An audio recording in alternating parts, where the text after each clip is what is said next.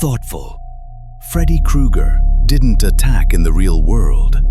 He came for you in your dreams. And if you died in your dream, you died for real.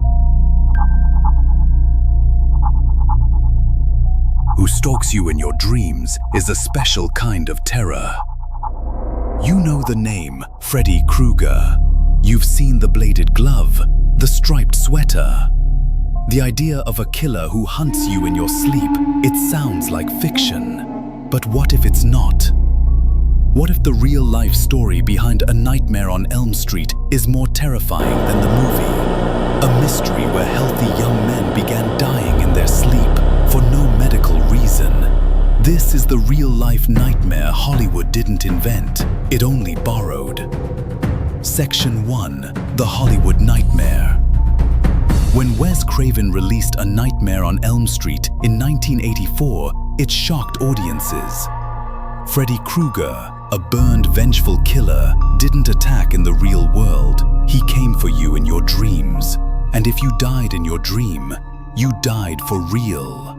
The teenagers of Elm Street tried everything to stay awake. Coffee, pills, fear itself. But sleep is inevitable, and Freddy always finds you.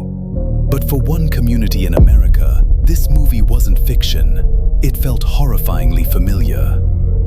Section 2. The real-life incident. The story begins not in Ohio, but in the pages of the Los Angeles Times. In the late 1970s, reports emerged about young Southeast Asian refugees, particularly Hmong men from Laos, dying suddenly in their sleep. No illness, no warning. Perfectly healthy one night, dead the next morning. By 1981, the numbers were climbing. The fear, unstoppable. Section 3. The escalation of fear.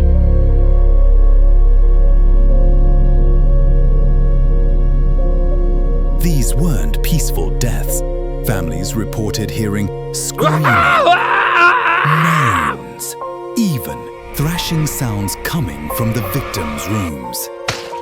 They spoke of nightmares, violent, vivid, inescapable. The men said something was hunting them in their dreams. They were terrified to sleep, so they didn't. One man who died was found with a coffee machine in his closet and sleeping pills he never dared take. It was A Nightmare on Elm Street in real life. The CDC launched an investigation. Doctors called it Sudden Unexplained Nocturnal Death Syndrome, SUNS. But a name didn't solve the mystery. Autopsies showed nothing. No poison, no trauma, no answers. Some victims had slightly enlarged hearts. One doctor said it was as if their hearts just shorted out. The three theories emerged. First, folklore. The Hmong people feared a spirit called the Dab Zwam, a demon that crushed its victims during sleep. Some men even slept in disguise, dressed as women, to avoid the spirit. Second, psychology. These refugees had endured war, trauma, loss, and alienation. Some experts believed fear itself was killing them. Third, genetics. Years later, scientists discovered a rare disorder, Brugada syndrome, common in Southeast Asians. A deadly flaw in the heart's rhythm, triggered by stress or nightmares. The truth? Likely a horrific blend of all three.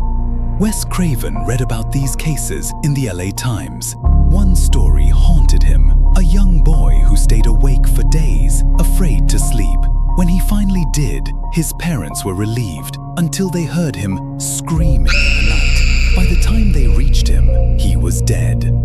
That story became A Nightmare on Elm Street, and Freddy Krueger, part demon, part trauma, part real. This story forces us to ask, what really kills us? The monsters outside or the ones within? A Nightmare on Elm Street gave fear a face, but the truth is more disturbing, invisible, cultural, genetic, psychological. This story forces us to ask, what really kills us? The monsters outside or the ones within? A Nightmare on Elm Street gave fear a face, but the truth is more disturbing, invisible, cultural, genetic, psychological. Don't fall.